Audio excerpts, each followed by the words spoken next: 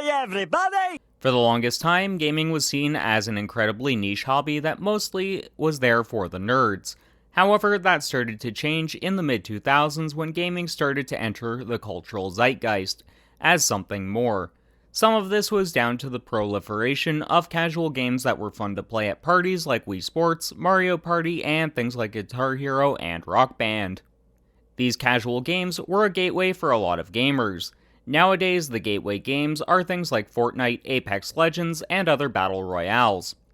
I don't personally have anything against games like that, even if they mostly aren't for me. Basically, if you look at the current state of gaming, you'll see battle royales, first-person shooters, and cinematic adventure games at the top of the heap in terms of popularity. However, if you really read the room, you'll see the times are changing in the gaming industry. Only, unlike previous eras of gaming where the change came seemingly overnight, this change has been far more gradual. So what's causing this change? It's because the market has become oversaturated with games of these types. Sony is basically just known for cinematic adventure titles at this point in time, and they have tried to pivot hard into live service games under the leadership of Jim Ryan. However, it seems like the bottom has fallen out of the live service game industry. So much so that Sony are actively looking to pivot away from the live service games already. As for Battle Royale games, once you've played one, you've kind of played them all. At their core, they're all the same. That isn't necessarily a bad thing. You could distill a lot of games down to being formulaic. Media in general, if we're being honest. Once someone finds a formula that works, they don't tend to deviate from it because they know they can make money off of that formula. As for first-person shooters, they are so popular at this point in time they won't be disappearing, so I'm not going to touch too much on them. They're like the early sports releases. You aren't starved for choices, and they aren't going to disappear, though I could foresee Battle Royale games disappearing. The cinematic adventure games won't go away, but it definitely needs fewer releases for a while.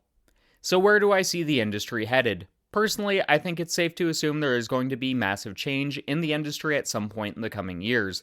Could it be a crash akin to what happened in the 1980s? Potentially, yes. But I don't think that's super likely to happen if the industry takes steps to prevent that from happening. Part of what companies will need to do is ensure AAA games don't launch in unfinished and buggy states, which in recent years a lot of AAA games have been releasing in. So if I don't see a crash incoming for the video game industry, what do I imagine will happen? I think we're going to see genres of games that have been niche for a long time rise up and become part of the cultural zeitgeist, at least to some extent. Let me explain. What I think will really happen is games will become niche again, and the AAA industry will be dismantled as we know it. The AAA space will cease to exist as we know it, because it's currently untenable as it stands. The development costs are increasing, as are the times, meaning AAA games are operating with tighter and tighter margins for profit.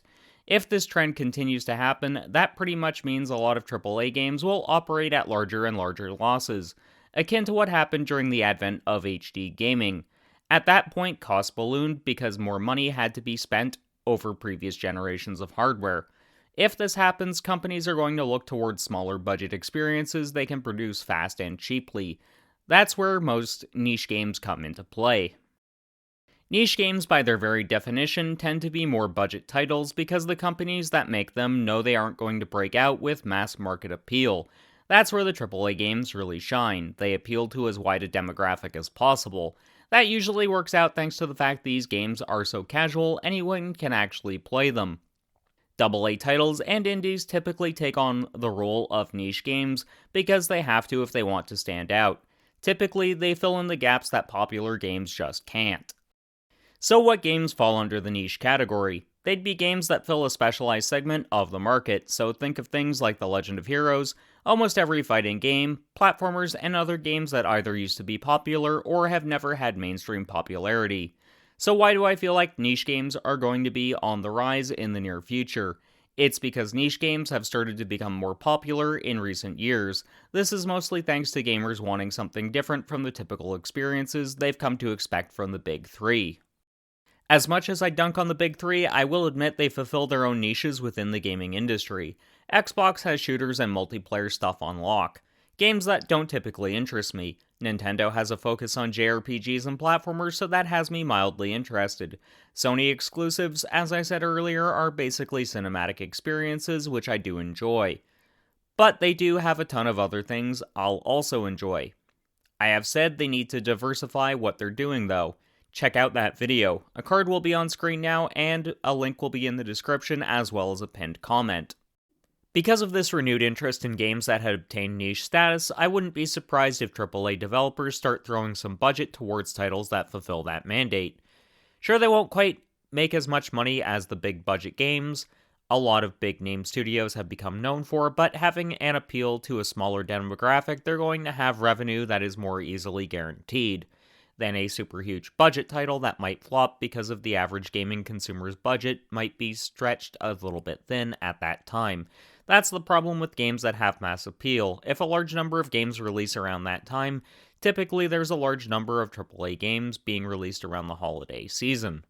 This can lead to a lot of AAA games getting ignored. One example I can think of off the top of my head is Resistance 3, which released in early September of 2011, only a very short time before a ton of AAA games came out. Resistance 3's sales were also cannibalized by another Sony property, that being Uncharted 3. As you can see, that can be a bit of a problem AA and indie games just don't have to face as much because of them appealing to a mostly smaller demographic. So I very well could see big publishers taking more punts on more niche titles for those reasons I stated previously, meaning the industry will fragment a bit, meaning almost every game on the market will become niche to some degree or another, which is actually an exciting prospect when you think about it. Why is that exciting though? Because game design and its philosophies have mostly come down to being cookie cutter and iteration, not innovation. In some instances, that's a good thing, as it has meant more universal controls for a lot of games. Also, games with more homogenized controls mean they're easier to pick up and play, which means more people can play them generally speaking, which is a good thing. So I just started talking about it a second ago. Let's go for a deeper dive in the iteration versus innovation discussion point. For a while now, we haven't really seen too many innovations in gaming, at least not from a gameplay perspective. The innovations have mostly been on a hardware level. We now have things like ray tracing and DLSS, otherwise known as deep learning supersampling. These things are designed to make your game look nicer. Haptic feedback and adaptive triggers are also innovations we're starting to find in games on the controller end of things, because they allow for more immersive gameplay. I'm actually a huge proponent for adaptive triggers and haptic feedback.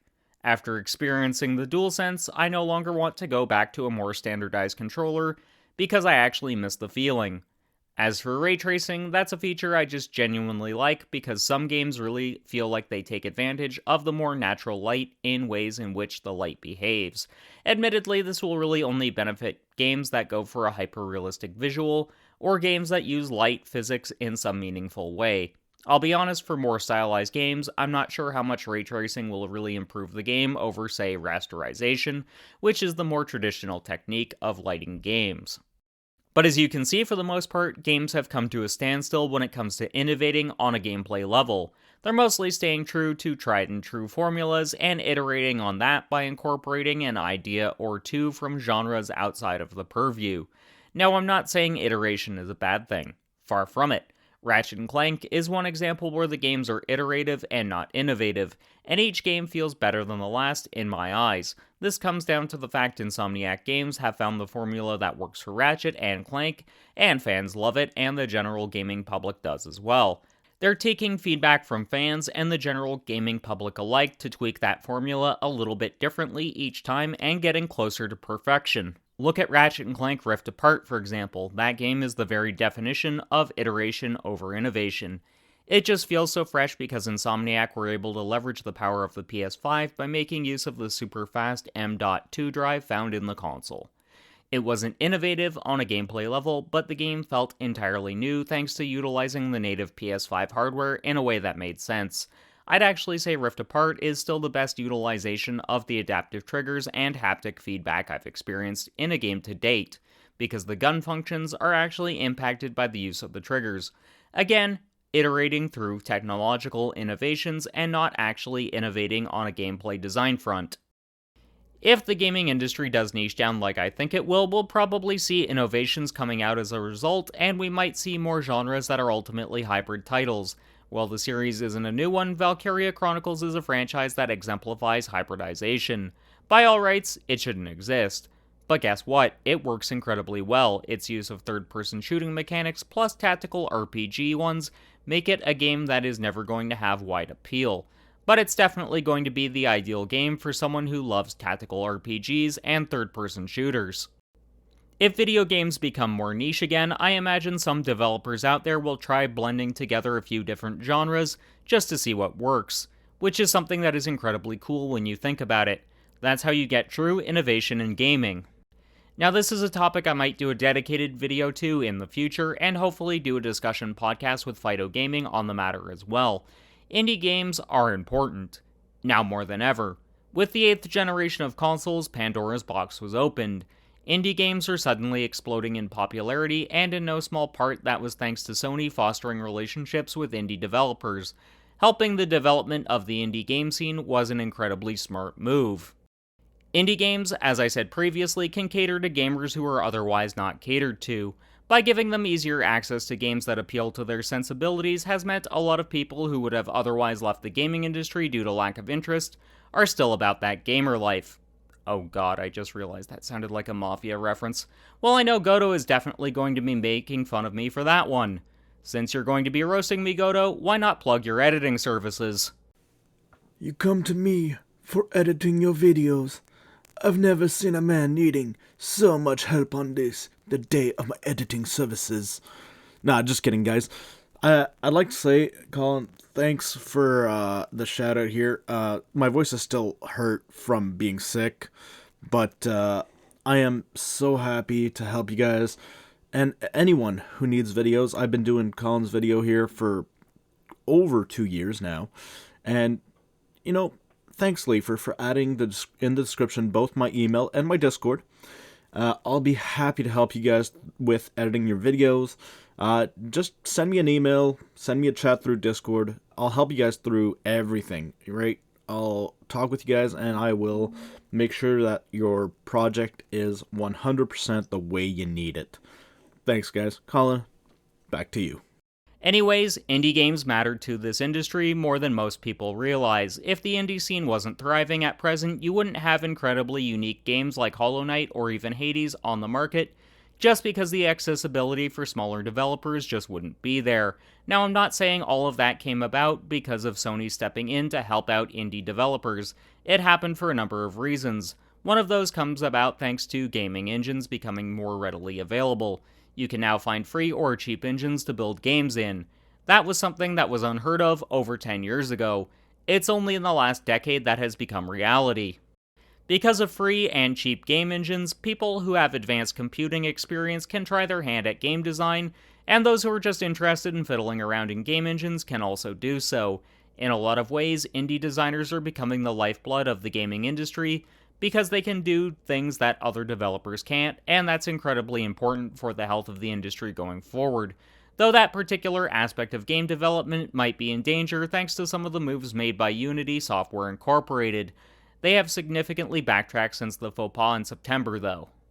However, the damage has been done. A lot of indie developers are now looking elsewhere for their needs because they don't want to be screwed over if Unity does decide to go through with the runtime charges.